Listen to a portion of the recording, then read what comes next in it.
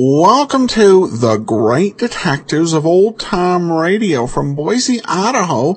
This is your host, Adam Graham. If you have a comment, email me, box13@greatdetectives.net. Follow us on Twitter at Radio Detectives and give us a call, 208-991-4783, and share your audio messages. Well, today's episode's brought to you by the financial support of our listeners, and I want to especially call out a couple of recent donations from Sarah and from Mark. Thank you so much for your support. And we will send along access to our premium site, which we do with all donations of $7 or more. All right, well, now it's time for today's episode of The Adventures of Frank Race. This one's called The Adventure of the Kettle Drum. The Adventures of Frank Race, starring Paul Dubove, with Tony Barrett as Mark Donovan.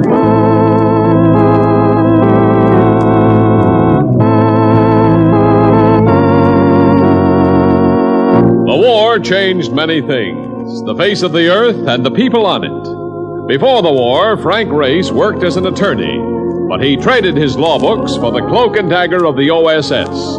And when it was over, his former life was over too. Adventure had become his business. The Adventures of Frank Race. And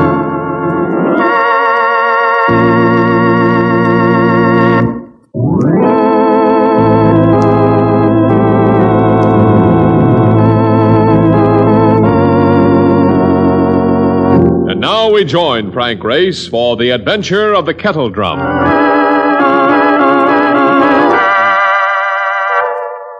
Enthusiasm is all right in its place, but there are times when it can be a curse, particularly when you've been up all night playing poker and your mouth tastes like an old mattress from too much smoking. I mentioned this in a tired and chastened voice, but Mark Donovan paid me no heed. He went right on being enthusiastic. Nah. Come on, chum. Come on. Cold shower and a cup of coffee, that's all you need. And then you gotta go see this dame, and she is really worth it. Marcus, please, I am going to sleep. But you can't do that. You got to see this dame. I promised to you. I'll see you tomorrow. Listen, look, she used to know you, see? She told me to say her name was April Ennis. Does that ring a bell? Yeah, it rings a bell. Ah, that's good. Let me have a cigarette, Mark. All right, now look. If you remember her name, you will remember what she looks like. And if you remember what she looks like, you will want to see her. And if you don't, you ought to be taking vitamins. Is it like... April Ennis? Yeah. What did she want? Well, the way I figured, she's in some kind of trouble. That's why she wants to see you in a hurry. All right, drive me over. What's the address? Strictly hoity-toity. Number 8, Layden Square.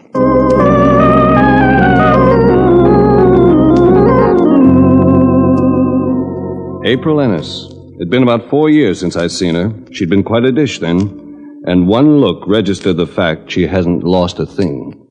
Race. So nice of you to come. Looks as though you've been doing all right, baby. I couldn't be sure whether this was a house or an industrial exhibit. I'm married now, Race. My name's Faber. Well, that's a quick way to jolt an old boyfriend, isn't it? I've been married a couple of years. Now I stand a good chance of becoming a widow. A widow? What is this, a gag? I wish it were. Will you come with me for a few minutes? Certainly. I trail her upstairs to a room big enough to handle a square dance. Here a man lay inert in a tremendous bed. Over him, taking his pulse, bent a physician. I gaped for a few seconds, then, at a nod from April, we went down below to the library where she turned to me with a strained expression. His photograph's up there on the mantel. Doesn't look much like it now, does he? That's what an ordeal can do. What kind of an ordeal, Mrs. Faber? Started on Tuesday. My husband didn't get home as usual in the evening. This has happened before, but when he didn't come home the next day, I called the police. They found him last night sitting on a park bench in a semi-delirious condition. Has he been able to tell what happened? No, not a word. But I'm convinced it wasn't just a physical collapse. You see, my husband has been offered the nomination for congressman in this district. And I have a feeling that because of this, someone is working against him, causing him harm. That's why I called you in, Race, in the hope that you could help. Any ideas to the identity of these people? There's a woman by the name of Faye Carlyle. She called on my husband last week, right after he received notice of being picked by the political committee. He seemed upset after she left, and I thought... Know where I could find her? Yes, she's an actress. She's rehearsing in that new show they're opening at the Galaxy Theater. I'm leaving now, Mrs. Faber. Oh, Dr. Phillips, won't you please come in? Rather unhappy that Mr. Faber hasn't shown more... Oh, it's all right, Doctor. You may speak freely. I'm rather disappointed in Mr. Faber's condition. Frankly, I had expected some improvement. Doctor, how seriously is this going to affect him? Well, I wish I could say. But you tell me there's no past medical history on Mr. Faber. So, well, are you certain he had no regular physician? I never felt the need for one. He's always been very strong, in fine health. Well, he should have had medical attention long before this. The way he's reacting indicates he's been suffering from a heart ailment for some time. Unless he shows improvement, we're going to have to remove him to a hospital. When the doctor had gone, I got more information on April's husband, Arthur Faber. A chemist, still in his 30s, he was president of the Apex Chemical Company, manufacturers of pharmaceutical products. I told April Faber I'd take the case for her. Then I left the house and joined Mark in the car. Okay, you're taking the case. Great. So now what do we do? I'd like you to whistle over to the Apex Laboratories later, see what you can turn up. For my part, I'm going to have a look in on this actress that April Faber mentioned.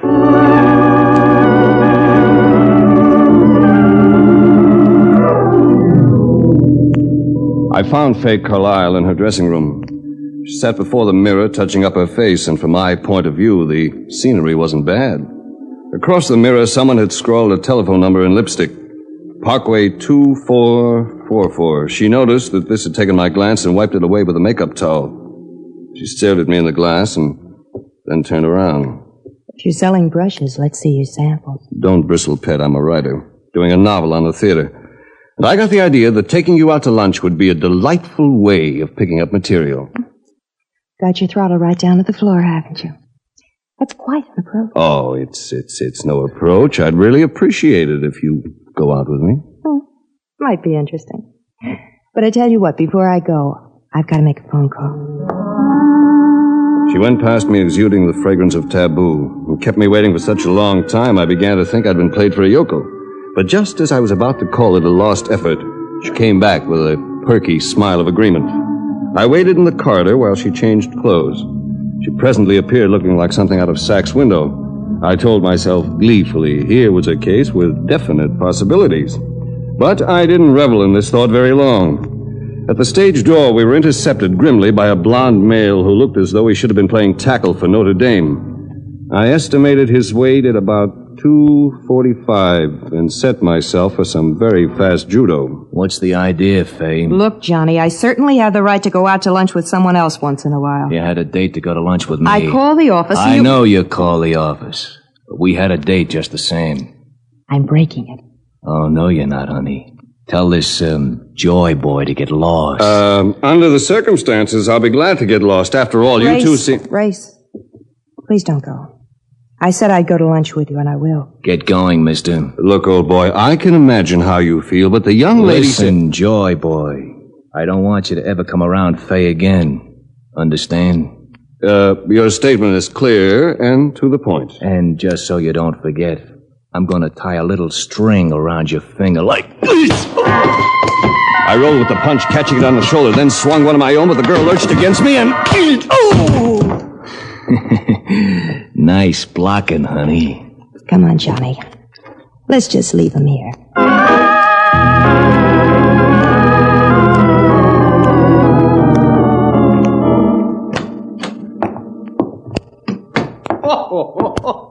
Oh, brother. Who dim your headlight? Lovely, isn't it? I'm doomed to dark glasses for a week. That actress must pack quite a punch. This was done by an enraged heavyweight of the masculine sex. Yeah. Never come between a man and his mate, Mark. It can lead to all kinds of abrasions. Yeah, he sure must be good. He was. Did you get to tag him and all? I tried with the girls. What's the matter? Marcus, I've been framed. What do you mean framed? Faye Carlisle didn't want me around asking questions, so she put on a big act with a blonde bull playing the part of a jealous boyfriend. I was warned never to try seeing her again and slugged to make sure I was properly impressed. Fine. So you had a good time. Did you find out anything? Nothing, except that I don't seem to play the part of a novelist very well. That girl had me tagged from the beginning.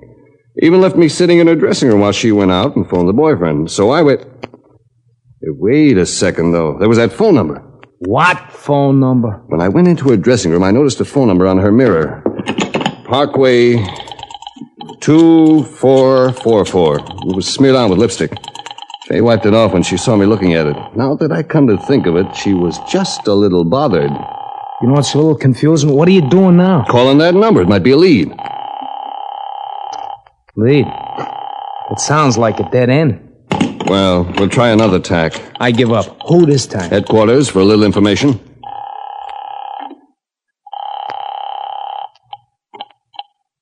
Homicide, Lieutenant Liebes. Ed, Frank Race, could you get an address from a phone number for me? Oh, what's the number, Race? Parkway 2444. Oh, hold on a second. Liebes is going to want to know why. Doesn't matter. Race? Yes, Ed? Anything Homicide might be interested in? Not so far. I'll keep you posted. Okay. Here's your number. Nightclub on Houston Street. Spot called the Kettle Drum. Don't happen to know who runs it, do you? No, I don't. I'll have to check on it. Never mind that, Ed. I'll check on it myself. Thanks a million. Okay, what? Nightclub called the Kettle Drum. That's why we didn't get an answer too early in the day. So now? So now we'll have a look at it this evening.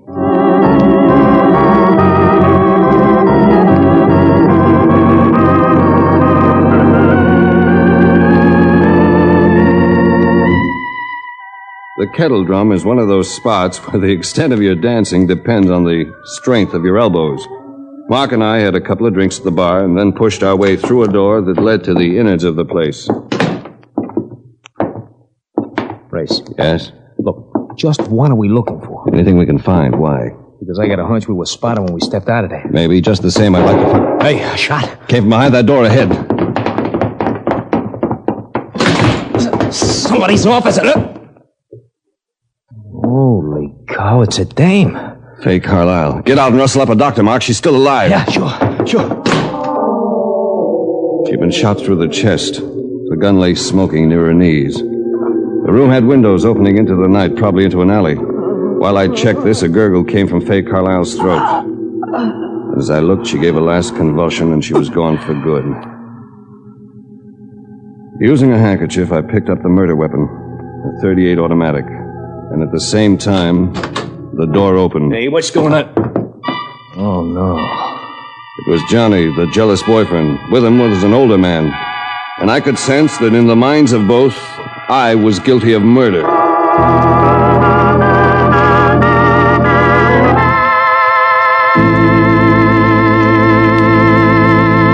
We'll return to the adventures of Frank Race in just about 1 minute.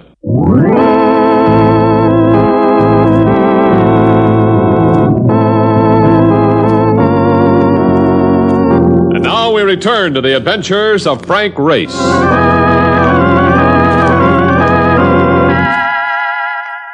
The two men stared at me, and I stared back. I certainly couldn't blame them for their thoughts.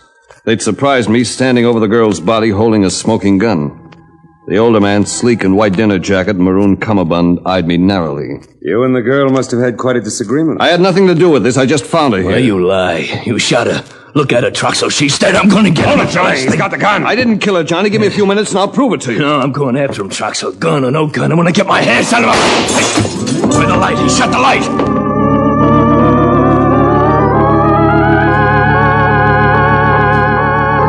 I made it by way of the window, dropping about 8 feet to the alley pavement. A few minutes later, I limped into a Broadway drugstore called Homicide and got Liebes again. I broke the story for him. You say you had Donovan with you when you found the body? That's right. Then you don't have to worry about you having an alibi. There's also the little matter of motive, Ed. All right, Race. I happen to have the gun. I'll bring it in for the ballistics boys. I phoned you first because I thought you might move in fast and surprise someone. Oh, and while you're there, you might check on what happened to Mark Donovan. Okay, we'll do that. Thanks for the call, Race. My next stop was Center Street, where I waited a couple of hours for a report on the pistol. It finally came through as a double negative. No fingerprints, no record of ownership. It was after midnight now, but I decided to call April Faber. I told her about Faye Carlisle and described the blonde boyfriend. I don't believe I know him, Race. Well, that matches up with the rest of the progress. How's Mr. Faber? He's been resting pretty well. You sound very sleepy. Almost groggy. Yes, I am. I hardly keep my eyes open. Then I won't talk anymore. I'll call you tomorrow.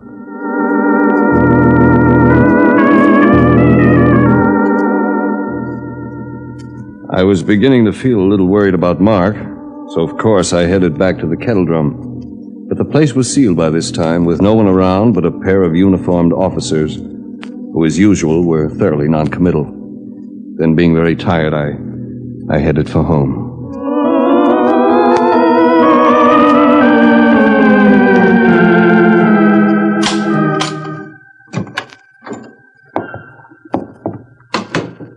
I was really feeling groggy by now.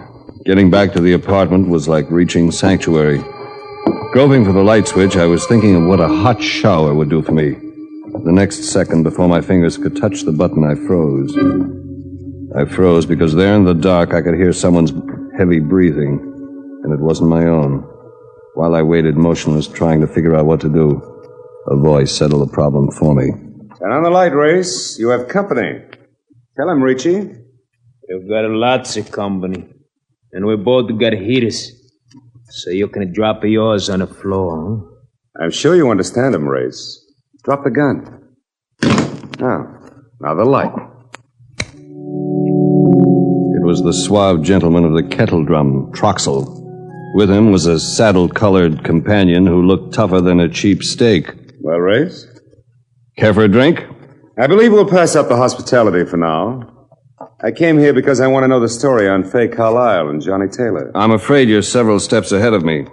I'm reasonably certain you had nothing to do with the killing of either of them. Wait a second. The big blonde, he's dead too? Yeah, after you left. We found his car with blood all over it, and he was gone. Who was Johnny Taylor? He happened to be my partner. I'll mourn poor Johnny. But I'm not going to allow my sadness to get in the way of good business. Put it concisely, Johnny was working on some kind of a deal. Whatever it was, if Johnny was in it, there was money involved. Now, I'd hate to see a good thing die just because Johnny did. If Taylor was your partner, why should he want to mix in anything shady? The Kettle Drum looks like a paying proposition to me. Take a better look next time you're there, Race. We've been dying for years. Ever since the military stopped making it one of their favorite reservations. They're strictly a war baby. You're probably not going to believe me, but I can't help you. Before you say that, take a look at these. He flipped them to me as he spoke. A packet of letters written in longhand, in an odd sort of scrawl. They were addressed to Faye and unsigned. What do you think?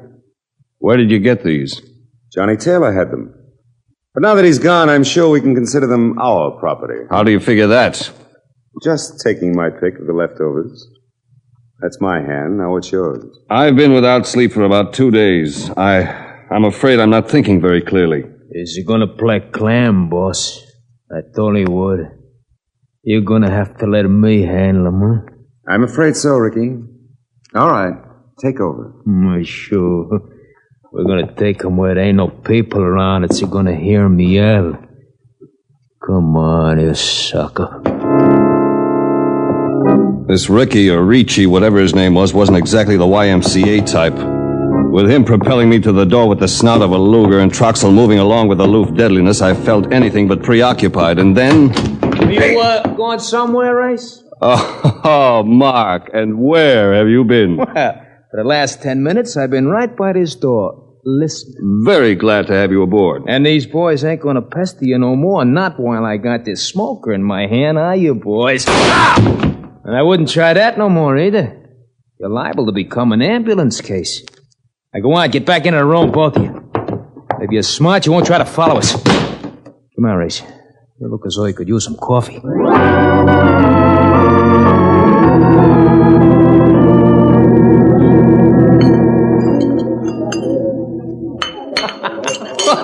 Oh, brother, you sleepy. You know something? I have never seen you look this punchy. Yes. Yes. Is that all you can say, yes? Didn't you go out to Faber's Chemical Company? Well, certainly. You told me to, remember? Talk to anyone? No one there but the watchman. I didn't get there till after dark, you know. Did you get inside? You kidding? The watchman's name was Houlihan. So I got inside. Place is full of vats, tubes, things like that. What about Faber's office? Well, nothing there except some mail that was just laying around. Did you read it? Well, certainly I read it. And pretty dull stuff it was. A lot of advertisements. Although some people call them advertisements. I like improving, Mark. Tell me the story. Come on. Oh, the letter. Yeah, a letter about one of them board meetings that they have, you know. And another one saying that he'd passed a physical for a new insurance policy. And hey, a big fat policy it was. $250,000. Will you do something for me?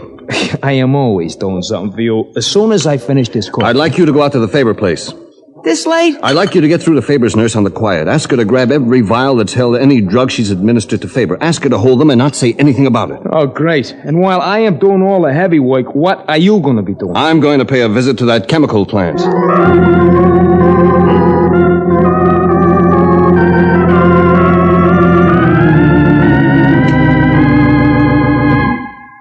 At the plant, I ran into the watchman Mark had charmed. Using the magic words Donovan sent me with just a bit of a brogue, I gained entry. He was a good watchman, though. He called the Faber home and got an okay from April. But he wouldn't go through the plant with me. Said he had a bad cold and had just finished a patrol. So I started the tour on my own. It was a big place. I spent an hour on the first floor alone. Locating light switches wasn't always easy, and there were times when I got into trouble. Well, it was almost 3 o'clock when I reached the third floor, where I found just the setup I'd been searching for. Just what is it expect to find, Rose? April. Yes, I became upset when the watchman called about you. I decided to come down here. Oh, well, you must have decided in a hurry. You're still wearing slippers. Well, maybe I've been a little too hysterical about all this, Race. Perhaps we'd just better forget about it. I'm afraid it's too late for that, April.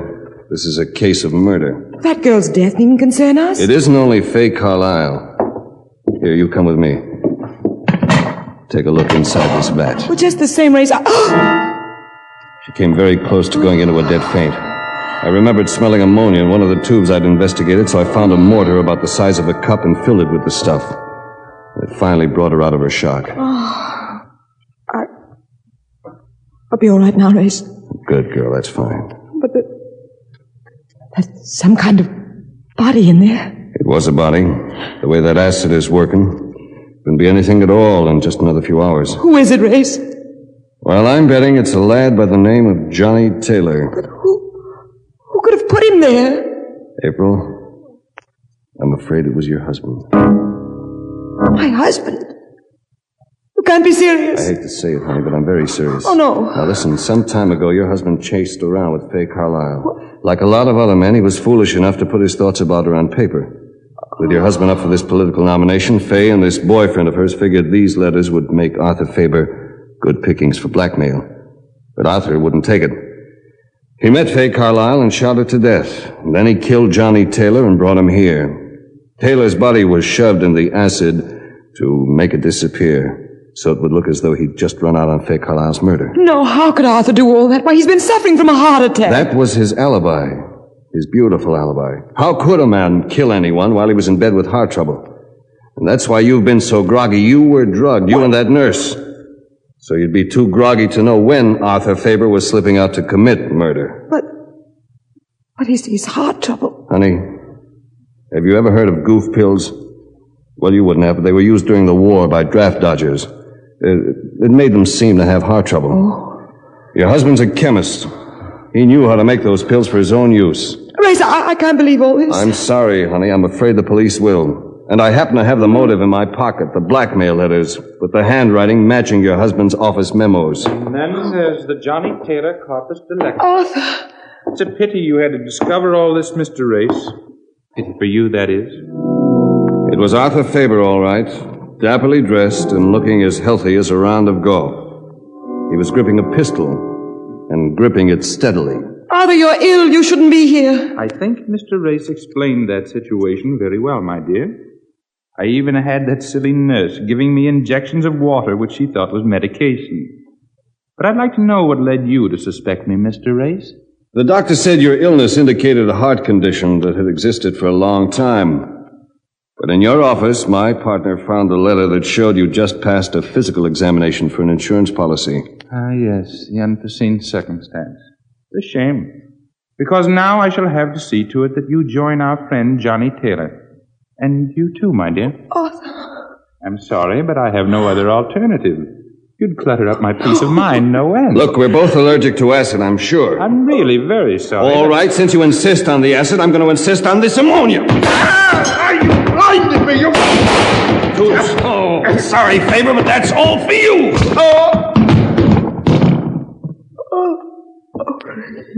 All right, honey. No more tears. Come on. Come on, I'll take you home.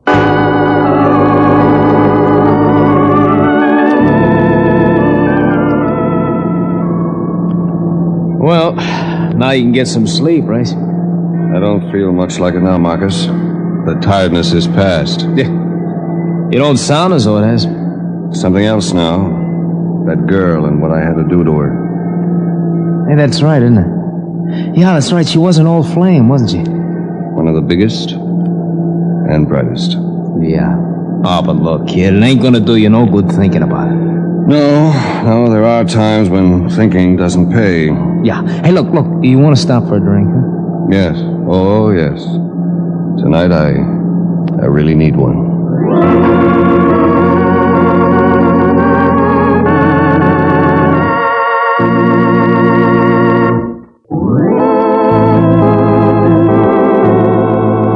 The Adventures of Frank Race, starring Paul Dubov with Tony Barrett as Mark Donovan, comes to you from Hollywood. Others heard in tonight's cast were Betty Lou Gerson, Barney Phillips, Michael Ann Barrett, Peter Leeds, and Gerald Moore. This series is written and directed by Buckley Angel and Joel Murcott. The music is composed and played by Ivan Ditmars. Be sure to be with us again this time next week for another dramatic chapter in The Adventures of Frank Race. Art Gilmore speaking. This is a BPS production.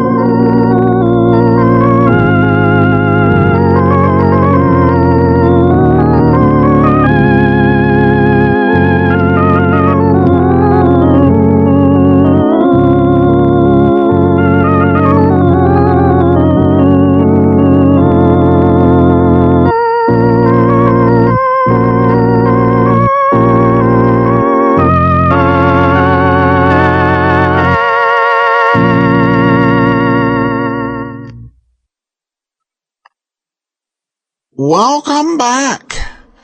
Well, I do believe that was Tony Barrett doing double duty as Mark Donovan and also as one of the thugs. So that was radio. You filled in where you could. All right, well, I do need to let you know we actually only have 3 more episodes of The Adventures of Frank Race to go. So, coming to Tuesday in 4 weeks for a 3-week engagement will be The Big Guy. So you'll want to listen to that, The Big Guy. And our star will be Henry Calvin. That's coming in 3 weeks. Now we move on to listener comments and feedback. Writer Girl has an issue with the Amazon app, writing, I took a chance on buying this app because none of the other reviews mentioned an internet connection was necessary to listen to this collection. I already have this interesting collection on my iPad, but I also wanted it for when I wanted to listen on my Android phone. The app downloaded quickly, but I don't like being restricted to when I can listen. Well, I can definitely appreciate the issue, Writer Girl. The problem we run in with, is that when it comes to having access to these programs, we have 2 options. One is we could automatically, everything could be stored on your device, and then the download wouldn't be quick at all. At an average of about 16 megabytes per episode, to would be well over 15 gigabytes to download all of the programs we've done so far, with specials and things like that. And we're not even counting the television programs. And so the content's got to be stored online so that you can be able to pull it up without having to carry the whole collection on your device. So that's why the internet is required. You should be able to download episodes by pressing the star beside the episode and then hitting the star on your menu bar and pressing that star once again to go ahead and download your episode, and then be able to listen to programs when you're not near an internet connection if that's an issue for you. So sorry that didn't quite work out like you wanted, but there is a reason for that, and why the Wizard Media engineers who have been doing our ad for about 3 years, why they do have this set up with an internet connection. On the other hand, we also have another review on iTunes. This one from God of Rhodes, who says, loving all these old shows, especially Box 13 and Johnny Dollar. The app works well and is easy to use. The intros are nice and informative. Really enjoying this purchase. Thank you. Well, thanks so much. I'm glad you're enjoying the program. And then we have this comment from Rosemary.